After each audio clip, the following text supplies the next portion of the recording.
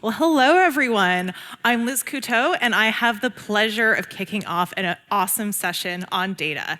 And yes, it's a really exciting session all about data that will have you leaving here rethinking all of your data strategies.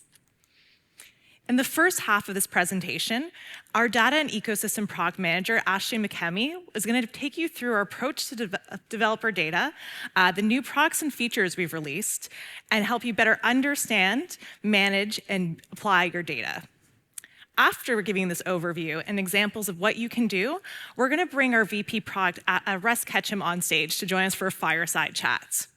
Not only is Russ a key architect in the features that we're showing you today, he's also a recognized product leader who, prior to Unity, spearheaded the creation of Google Analytics 4, the Firebase development platform, and numerous mobile apps. Every time any of us at Unity talk to Russ, we learn so much about the history of data frameworks and everything you can do with data. So we're just really excited to share that with you today. So with that, let's get the session started. I'm going to kick it over to Ashley McKemmy, and she's going to take us through. All right. Well, thanks, Liz, and hello, everyone. I'm Ashley McKemmy. As Liz mentioned, I'm a senior product manager working really closely with Russ on the data ecosystem, specifically our diagnostics and analytics products. And thank you so much for joining this session on driving game performance with developer data. Today, I'm going to be walking you guys through the challenges and pain points of modern game development, particularly live service games, which have their own unique challenges, as I think probably a lot of you, knowing who I see in the room here, I know a lot of y'all do know those challenges.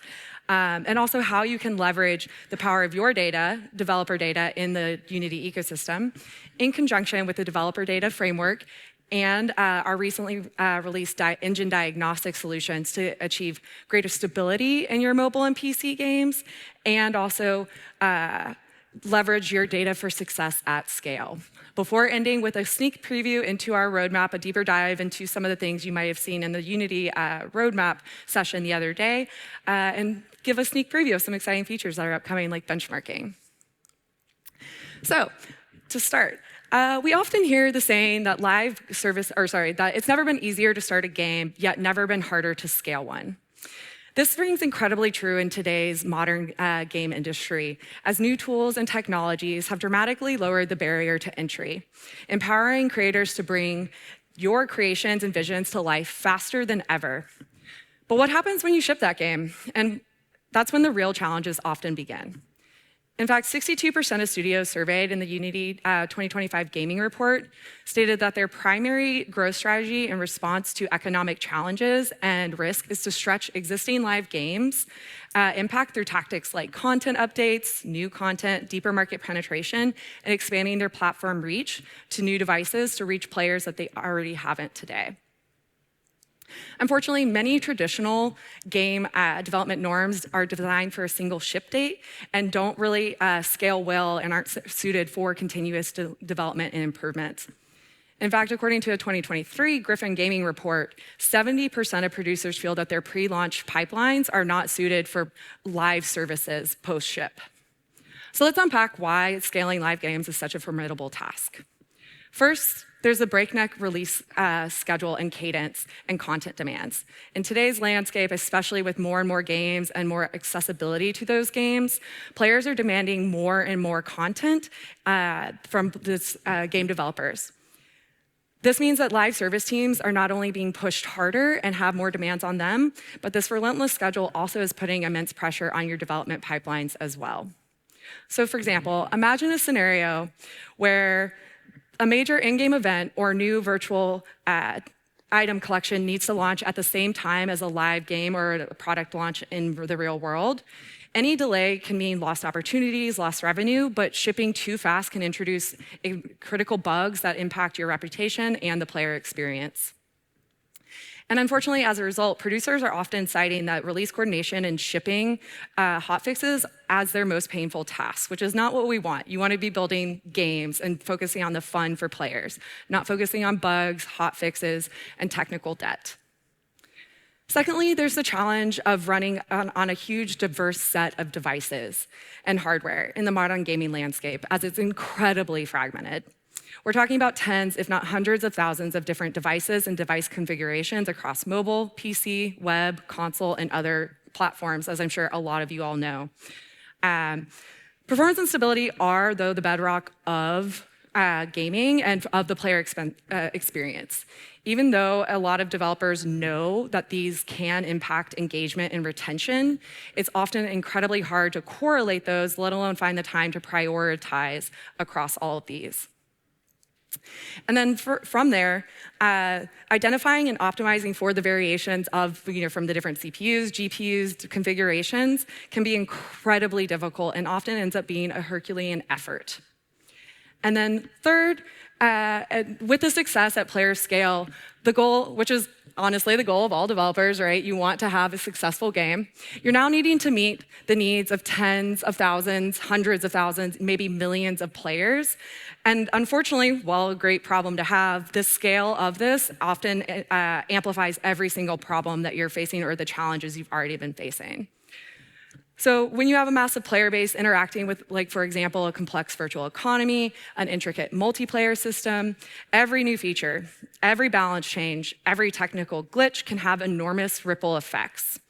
For example, consider a game with a vast collection of in-game items, each with its own unique properties and interactions. Any rule change or new item introduced is going to require rigorous validation against existing content, not only to ensure that you're providing the experience you want, but to prevent exploits and maintain balance for your entire player base. And then manual testing also simply can't cover, and this is something Russ mentioned in part of his keynote yesterday, but it just simply can't cover everything that happens in the wild. So with this challenge, it's often all too easy to get code into the wild or a game into the wild that then has crashes that impact not only your reputation, but also your bottom line. And then the infrastructure costs alone for managing these large-scale operations can be staggering, with some of our studios and customers reporting monthly production environment costs in the hundreds of thousands of dollars. And then all of this is often, unfortunately, compounded by data. Unfortunately, data isn't often a part of the solution to your problems, but actually often amplifies a lot of those challenges that I was just mentioning at live scale, or with live scale games. And one of those first big ones, building on the prior slide, is that it's expensive. Not only from the cost of retention, queries, storage, it all adds up. And then when you have player scale, those costs continue to compound. This is also highlighted and exacerbated and results in fragmented, disjointed data. I know a lot of you are aiming for data lakes, and sorry for the bad joke, but often we end up with data archipelagos instead of the data lake that actually really helps us make impact data-driven decisions. And so what this often results as a result of the modern gaming development, where there's different personas, different business units, from engineers to your producers to your advertisers that are using different data tooling at different stages of the life cycle. And so you often end up with Firebase, Crashlytics, Sentry, Bugsnag, Unity Analytics, Diagnostics, and you have so many different tools that are producing similar data sets or different data sets ending up in different places. And it's often, it's not as easy as just like writing code to join those data sets together. You have to actually have structured, high quality data that can actually be correlated to really make sense of it. And then finally, and perhaps one of the most critical challenges, again, exacerbated by a lot of these other previous challenges, is actually being able to make this ton of data truly actionable. Even when the data is collected, the fragmentation is going to make that correlation extremely difficult, especially because of the different structure behind the data and where it's being produced. So for example, imagine a game where excessive memory usage is leading to performance degradation. But the team doesn't know exactly where the problem is. They may suspect advertising SDKs, they may suspect other third-party plugins, but without the right data and without the ability to correlate that data, you may not even be able to get to an answer. And if you do, it's probably gonna take a ton of time, money, and effort to get there. So addressing these fundamental data challenges is paramount for any studio to truly see success at scale. Well, fortunately for y'all, Unity is doubling down on providing critical features and capabilities to help solve and address these very problems, particularly when it comes to data. And a critical piece of doing this is ensuring that you can leverage the power of your data more effectively. As mentioned by Russ in the keynote, and he'll probably talk to this a lot more in the Fireside chat, our long-term vision is to transform Unity into the central hub where game creators can harness the power of their game-specific data at every step. So leveraging Unity's market, player, and device reach alongside your empowered developer data and deeply seamlessly embedded first and third-party workflows to optimize your games and grow your success. So concretely, that's going to look like, and it obviously is going to depend on what type of games you're building, what are your business goals, what are your game goals, but really this is looks like enabling you to iterate quickly across the business and game development metrics that you care about, whether that's performance and stability, user intention and engagement, all the way to monetization and user acquisition, if that's what makes sense for you in your game. And all of this starts with 6.2 in Unity and with the launch of developer data, the developer data framework, and the new engine Diagnostics. Together, these foundational launches represent a significant step towards one, empowering Unity to ensure that we can provide you, our developers, with a performant, stable runtime proactively, and also enabling you to provide a stable, performant game for your players. So let's dive into these launches a little bit more deeply, starting with developer data. And I know you guys have heard it a lot, but it's worth doubling down so much as to what this actually means because it's critical that we're clear that developer data is your data. It belongs to you, not Unity. And because of that, we process, collect it, and use it at your direction. This means that you tell us what to do explicitly through the developer data settings, which I'm going to show in demo in just a little bit, and also implicitly through the products you use. So concretely, what that means is if you're using the Unity engine in runtime, you're going to get diagnostics data or essential data out of the box because that is implicitly a product you're using. Same thing if you use, for example, Unity's IAP plugin, that would be IAP data that you would explicitly be collected through the use of the IAP plugin. And so fundamentally, if you walk away from nothing else, it's that we are doubling down and focus fundamentally on we only succeed when you succeed.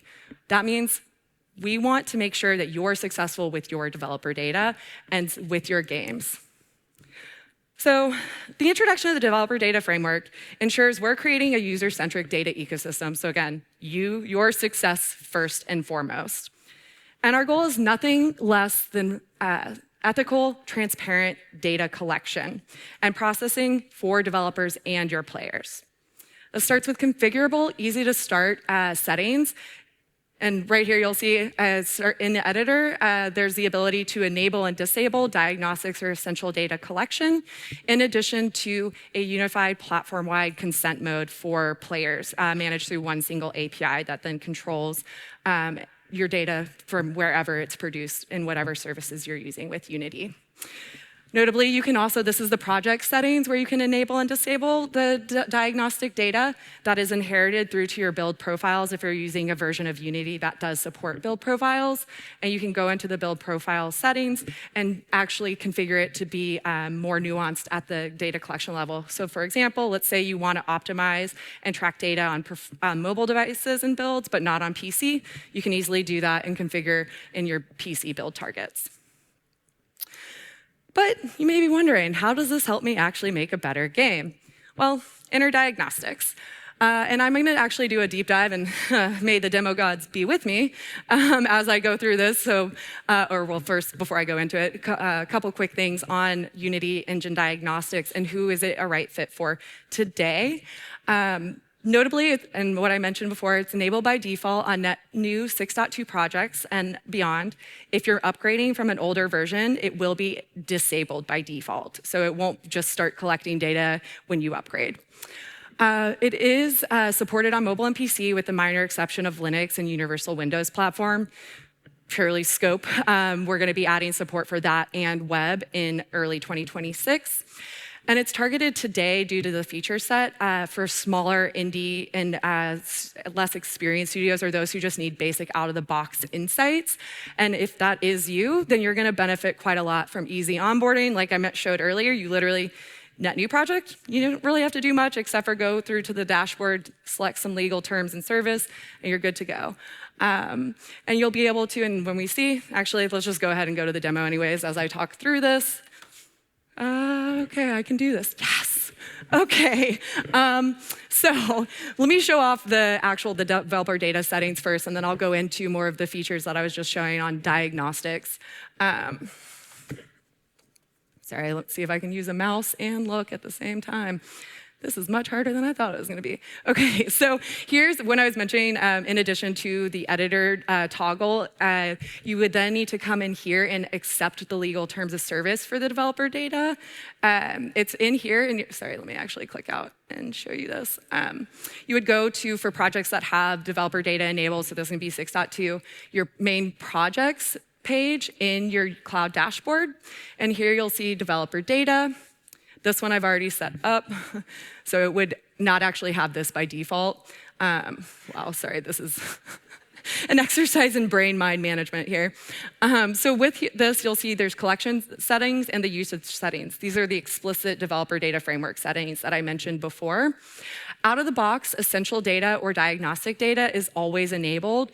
You can turn it off by turning off diagnostic data in the editor, but this may impact the actual functioning of the products and services that you're using. So essential data is simply data that Unity needs to ensure that we're delivering functioning, high-quality products for you all. It doesn't have PII. There's nothing in there that is going to cause you legal concerns or your players. However, you do have also the choice to turn on or opt into additional recommended data, which is essentially, and it's also going to depend on what products and services you're using, but just provides additional data that can enhance the product and services that you're already using. So just to show an example of this could look like, for example, having other player behavior data that's today not enabled by Diagnostics, and being able to, for example, correlate crashes to, for example, player retention or session length, even if Unity Analytics or another analytics solution wasn't enabled. So then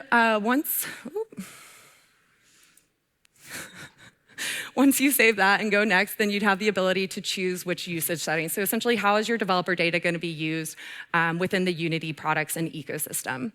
So again, by default, and what is always enabled is your Unity products and services.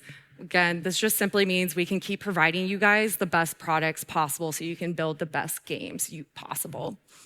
However, if you want, and if you want to get more benefits from the Unity ecosystem, you can turn on these other usage settings. I have them all, I'm product manager, so I've tried all of the things, but you don't have to, obviously wouldn't have them all enabled per se.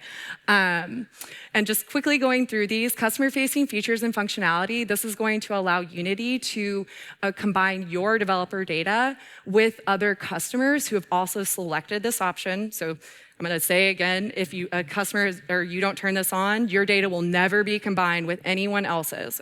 And if you do select this, it will only be appropriately aggregated and de-identified cross developer data. The second, I guess a couple examples of this. For example, predictive insights, genre-based benchmarks. This is one of the features that I'm going to show is currently in development, and would be a great example of if you enable this usage setting, one of the features that you could get out of the box. Additionally, there's also the modeling contributions aggregated insights usage setting. This essentially builds on top of the one before and enables not only anonymized benchmarks, but also enables your data to be leveraged in ML and AI models, so through vector. And then the last two are technical support and recommendations for your business. Essentially, they're very straightforward, exactly what it sounds like. And then just one more developer data framework setting to touch on is this Google Analytics and BigQuery. This is one that enables you to easily link your developer data to Unity simply by connecting your Firebase Google Analytics and BigQuery to Unity. One of the main reasons that you would do this, let's say you're an advertiser and you want to leverage your already existing high quality Google Analytics data to improve the outcome of Vector. That's one key primary use case today that would be unlocked with that. But what does Diagnostics actually do and help you build a better game? So let's go through that.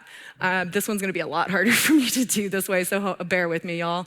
So this is the first page that you'll see, and I am showing just a just be clear, this is a supersonic game outfit makeover because it's actually a lot better. You can see the product itself with actual data versus just an empty dashboard. So when you land in your new engine diagnostics dashboard, you're going to get stability metrics at a glance. So with total native crashes, number of users affected, and if you have a mobile game on an Android device, you're also going to see ANRs, so ANR total crash rate and users affected on that as well. And then you're also going to see some really important metrics here. I think one that's these two. Sorry, this is tough. Crash-free sessions, and then crash rate overall. These are especially if you're, I know a lot of you, if you're a mobile Android developer, if this goes higher, especially your ANRs above 3 to 5% threshold rate, you then become at risk of being either moved down in the Google Play Store or removed altogether. So this is going to be a critical thing for, especially if you're an indie developer and need to just see, am I close to that? This is a good place to start.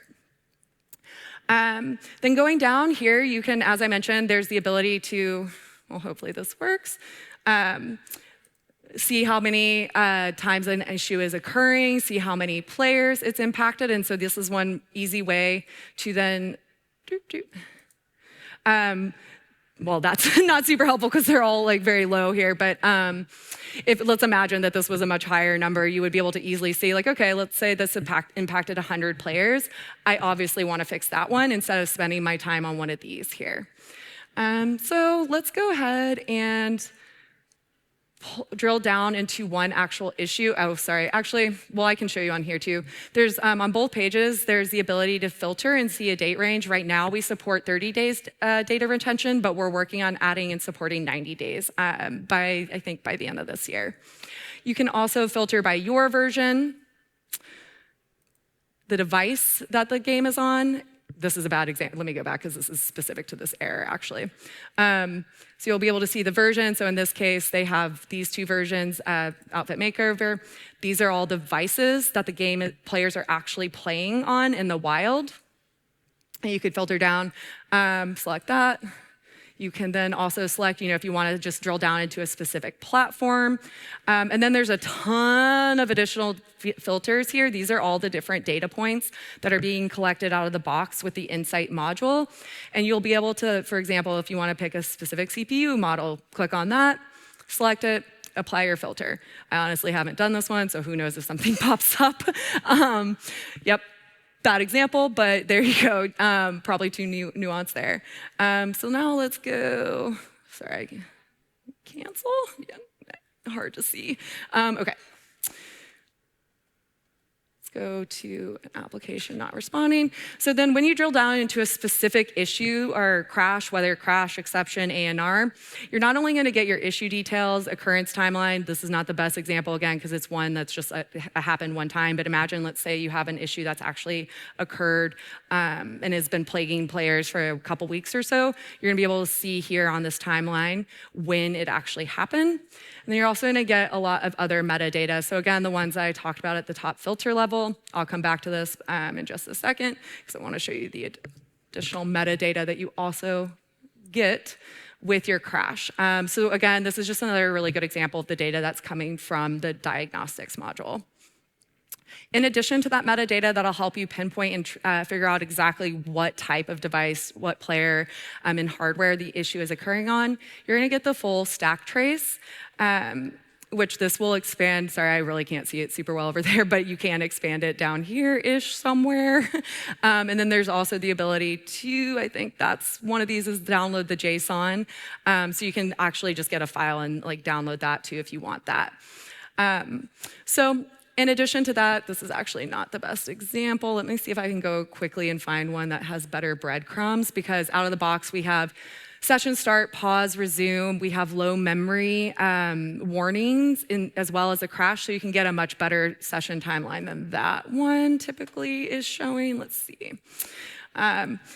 Which takes me actually to the sessions page where you can see, similar to the crashes, an overview and at a glance how your actual players are being affected by performance and stability issues or maybe hopefully not impacted. You can get a glance of sessions overall and inclusive of how it's trending over time, number of users, and then also average session duration. So what this is intended to do is, let's say you're seeing a dip in average session duration, you might be able to then and hopefully correlate it to an actual occurrence where crashes were happening. So let me see. I would love to try to, if I can, really quickly show you guys one that has better breadcrumbs. What is nice, actually, as you'll see in this, is you'll see also issue severity here, these labels, and this is what I'm looking for because I want to see. Yep, here we go. So session started, there's low memory issue, user paused, and then at a certain point, the game crashed. Now, I'm gonna be honest with you guys and transparent. This is one of the areas, and you'll see in the roadmap section in just a little bit, where we're gonna be doing a lot of investment. Right now, this is helpful if you really don't, you just, again, need basic out-of-the-box insights, or if you're dealing with really pretty basic crashes. But if you're triaging, for example, like ANRs, which are notoriously difficult to triage from stack traces, this session timeline is really valuable. However, it's gonna need more custom breadcrumbs for you guys typically to make the most use out of it. So custom breadcrumbs is something that's coming in early 2026. And then just real quick, this is another one. Again, for basic out-of-the-box insights, it's gonna give you average session length, session count, and memory usage. Again, you'll be able to filter down, like let's say you wanna see how this is affected or what it looks like. Let's just go here and look at this current version of Outfit Makeover. Hopefully this is one that they released actually with the new Diagnostics. Yeah, okay, cool. So here you can see that they had a higher session count and then it petered off a little bit later in this timeline. This is another area where, and one of the reasons why I wanted to really highlight what other data attributes we're collecting is that we have these that we can, and we're working on making visualizations and capabilities on top of those data and graphs so that you can actually get a lot more value out of this performance page. So for example, we're gonna shortly be adding cold start time, frame rate per second, and other visualizations that really provide more contextual performance data so that you can correlate that to stability issues and do better, faster triaging. Just to touch on this in case you're not as familiar with diagnostics and stack traces and debugging that, it will work out of the box without your symbols, but you highly, strongly recommend you upload this so you get human readable stack traces without your debugging symbols. It's gonna look like numbers in code. Okay, so now let's see if I can get back to the presentation effectively.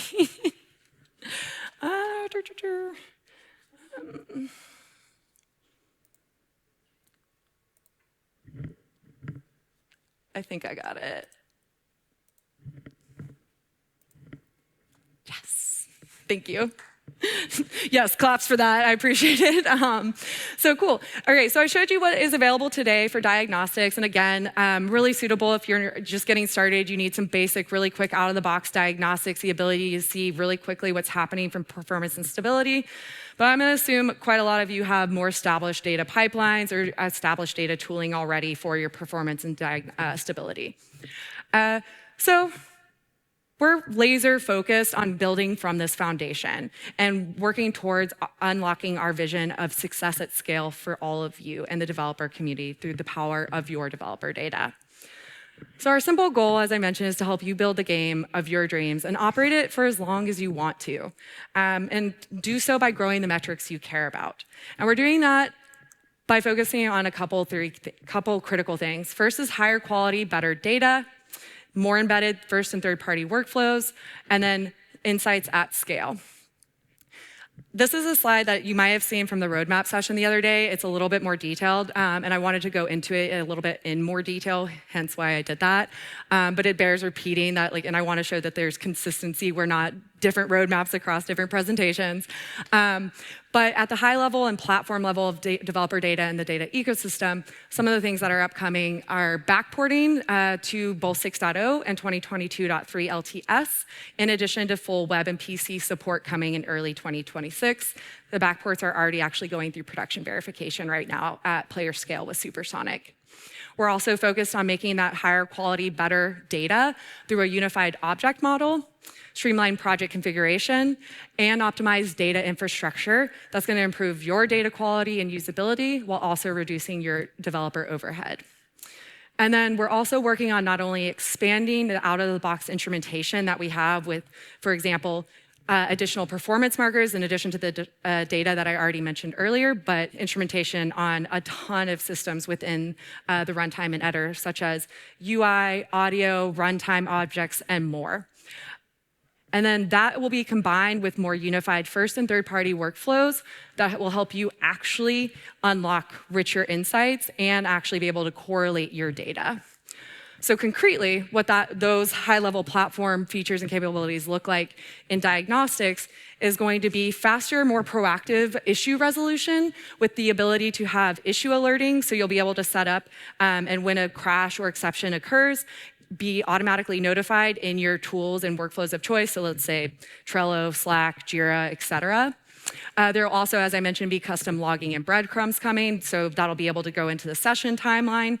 And then also, and I'll talk about this in just a second, but those will also integrate with other products and features like the profiler. So you'll be able to set custom breadcrumbs or custom markers that then show up either in your session timeline in the diagnostics dashboard or in the profiler itself for doing debugging and optimization in the editor. We'll also be working on optimized and more detailed issue aggregation so that you can really drill down into issues and separate ones that are actually related based on more nuanced data and attributes. In addition to, and I mentioned, and this is actually a great example of one of the visualizations I was talking about that we'll be able to provide with frame rate per second based on data that we're already collecting. So in addition to those additional visualizations, and more embedded first and third party workflows. You'll also be able to, a third-party workflow that we'll also be working on and unlocking in early 2026 is a unified platform data export. So that's going to be probably the biggest feature for those of you who already have experienced or established data pipelines. That's really going to unlock the power of Unity Diagnostics for you. So what that'll do, for example, let's say you're a Crashlytics user already, you'd be able to export the diagnostic data, including the Unity native stack trace, and see that in your Google Play or Crashlytics console, or Sentry, whatever tool you use. I'm running, I think, a little out of time, so I'm going to blow through this, but if you guys have questions or want to see things, please find me. I'm happy to talk about this all day. These are some more examples, again, just of the additional diagnostics data and visualizations and workflows that you'll be able to get as we not only build out the dashboard, but continue to instrument more data. And then finally, beyond diagnostics, we're going to be combining and integrating beyond just performance and stability data, but also player and business data so that you can correlate, for example, how are my crashes impacting my revenue or my player engagement and retention. We're also working on bringing platform-wide, so bring your own audiences or target lists. So if you already have established audiences, to be able to drive personalization. So if, let's say, you want to give a player a unique IAP offer, for example, you'll be able to do that if you already have established audiences. Or we're also supporting stateful and stateless segmentation. So the ability, for example, in using IAP as a great stateless segmentation example, you'll be able to, for example, route to a different payment provider based on, for example, geographic location. And then third, insights at scale. So just going straight to this one, because I have a great example here. One of them is going to be benchmarking, and we already are in early stages of stability and performance and device intelligence benchmarking. And then with, as we bring on IAP and other services to the developer data framework, we're going to be able to unlock things like retention, engagement, monetization benchmarking, and across a ton of different dimensions such as genre and more. And with that, you can come find us at the LiveOps demo booth, ask the expert, or if you find us around. And on that note, I'm going to hand it over to Liz and Russ for the Fireside chat.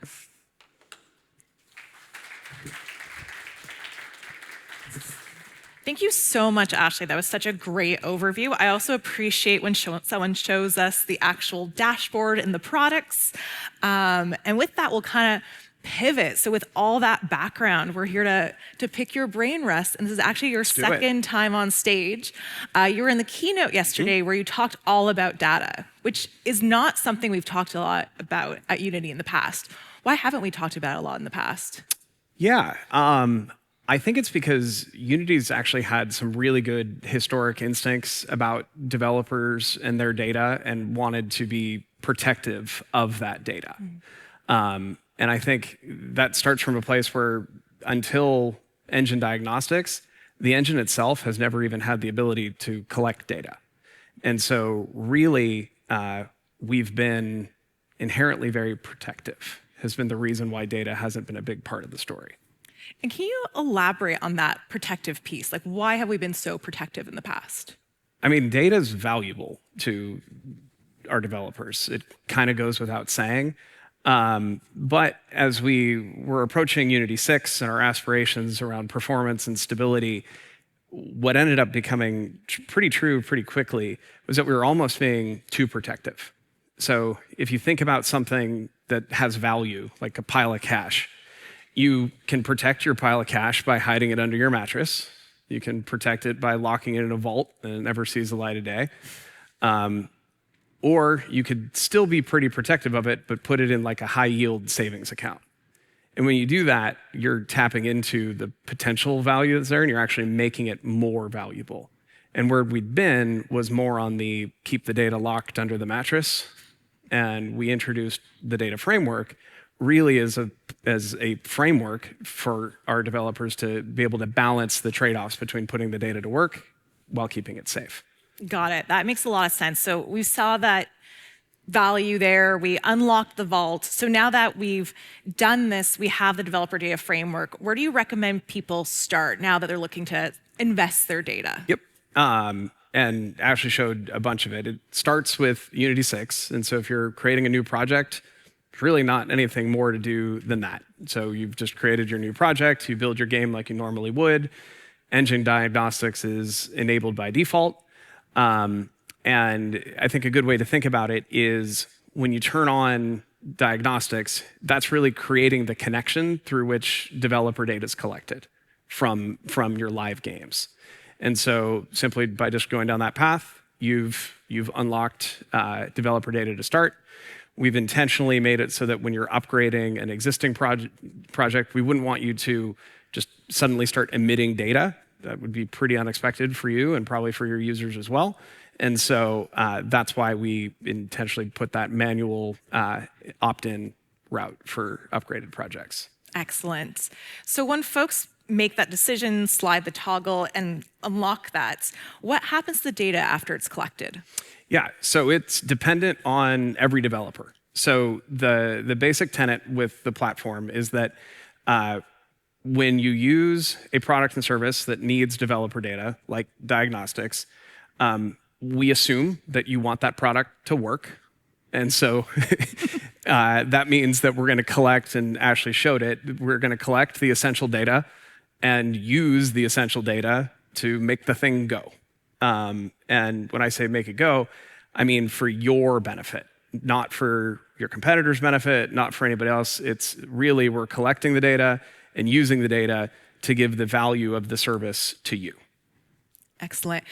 On that, the giving the value back to you, do we ever combine developers' data with other data sets? Yeah, so combining data with other sources of data gets into kind of very nerdy concepts around data ownership and controller and processor, and we're in Europe and it's a particularly hot topic here. The idea is that out of the box, no. It's your data for your explicit benefit. Now, there are perfectly valid scenarios where a developer would want us to combine that with other sources. So Ashley showed benchmarking, for example. And literally that's what benchmarks are. You're combining data from a bunch of anonymized sources so you can see how you stack up. But those are the types of features that we're not just going to assume that you want, even if you're using diagnostics. That's kind of a advanced use case or a very specific use case of diagnostics that would require that combining of data. And that's where those explicit controls come in and what allow you to say, yeah, this is an above and beyond situation, but nevertheless, I'm doing that value trade-off for myself, and this is how I want to proceed. Okay, that all sounds super easy. We have the settings as Ashley showed. You slide it over. That's kind of it initially, or? Pretty much. I mean, the idea is to have the framework settings be as set and forget as possible. But that also means you can go to your settings, revisit them, and edit them at any time, because we really want the value being placed on using that data, or your time spent rather being placed on using the data, not the managing your data and having it, which knobs are on or off and kind of all those types of complexities. Awesome. Well, we do love simplifying things for our developers. And speaking of our developer community, we know that we have studios and teams of all size and scale who have different types and volumes of data. So that many have other sources of data too that they can rely on with that. So how do those different sources factor into Unity's approach to data? Mm-hmm. And you saw an example of it in Ashley's demo, where we're allowing customers to connect their Google Analytics data. That was a source that developers quickly identified, hey, it comes part and parcel to Firebase. It plays a critical role relative to things like Crashlytics and those type of things. It's also first-party data, meaning the developer owns it, not Google. So how can that be brought to the situation? And that's what the set of controls that Ashley showed let developers do. Basically say, yep, here's access to another pile of data that I own. I want to allow Unity to use it, but really it's meaning I want to contribute that to my same pool of developer data at Unity. Once it's there, once it's in that pool, it follows all the same usage settings that Ashley took us through. So it's essentially another source of developer data alongside data that we can collect in situations like engine diagnostics. Very, very cool. So I want to connect us even back to, we saw a lot of things today. We talked about diagnostics and developer data framework. Can you maybe just clarify what are the differences between those two dashboards and experiences, DDF, the developer data framework, and diagnostics? Yeah, absolutely. So diagnostics is a data-intensive feature that is kind of at the core of what Unity 6 is trying to do. And so from a feature definition standpoint, diagnostics is the set of tools that helps you build the more stable performant game. That begs a lot of questions around what happens to all that data, what's the nature of that data, all of those type of things. And that's actually why we introduced the developer data framework. First, we introduced them concurrently, but we introduced the developer framework first so that we could answer all those questions. And then under the developer data framework, we're able to say, oh yeah, that diagnostics data, that's an example of developer data. One of what's going to grow and be many. Very cool. So we do want to leave some time for some audience Q&A at the end. So I just have one final thing to ask. Mm-hmm. When folks walk out of this session, what do you really want them to remember? Mm-hmm. I think it's that this is an area where Unity is really listening. So we're listening that when it comes to data itself, our developers take it super seriously. It's really important. It's something that they're wanting to trust us with, and we're demonstrating as best we can with the framework that we're trustworthy in that regard. So we're trying to meet developers where they are there. But then it's also, we're listening with features like diagnostics, because pretty much there's nothing more significant than having a stable and performant game. And that's an area where we're investing heavily, and data is the key to unlocking those scenarios. So we're listening. We want to keep listening. Amazing. So it sounds, like we're listening, we're focusing on data because our developers really want to unlock future success. We created that framework to help accomplish that. And we're already introducing data-driven products like diagnostics that make use of that right away. Absolutely. Amazing. Well, thank you so much, Russ. We'll probably invite Ashley back up here to do some Q&A. And just want to even also reiterate, we just love hearing from you guys too. We also do have discussions as well. So if you can't find us on the show floor today, at the end of the session, we'll put up a QR code, and we just love hearing what you guys think of this and what you'd like to see more as we relook our data strategy. Awesome. Thanks, Russ.